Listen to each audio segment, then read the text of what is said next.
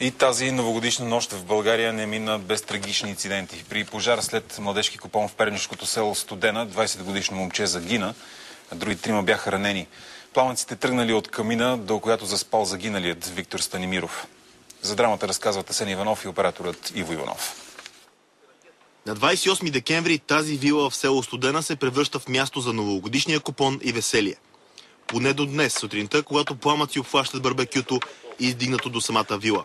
В него загива 20-годишния Виктор. След края на новогодишния купон, той единствено остава да спи в паянтовото барбекю. Другите 12 са в къщата. По данни на сина на собственика, 3 дена горял камината и няма проблеми, но в съответствие, като е останено без наблюдение, пожарът е тръгнал оттам. Според пожарникарите, искри от огъня в камината са подпалили натрупани дърва и оттам се стигнало до трагедията. 20-годишният младеж вероятно се задушил. Установено е, че барбекюто има само един дефект. Оказал се фатален.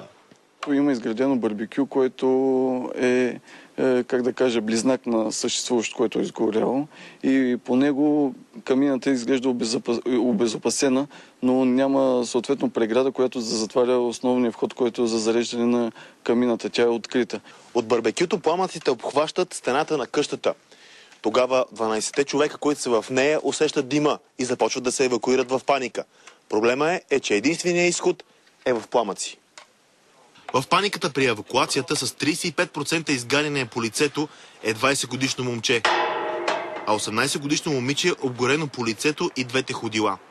24-годишен младеж пък е направил опит да скочи от втория етаж, подхлъзнал се, е паднал и си е счупил таза. За BTV новините, Асен Иванов.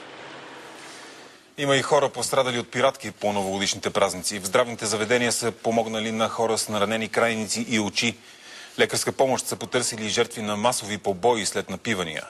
Като цяло в болниците са помагали предимно на прияли и препили хора или на младежи смесили алкохол с наркотици.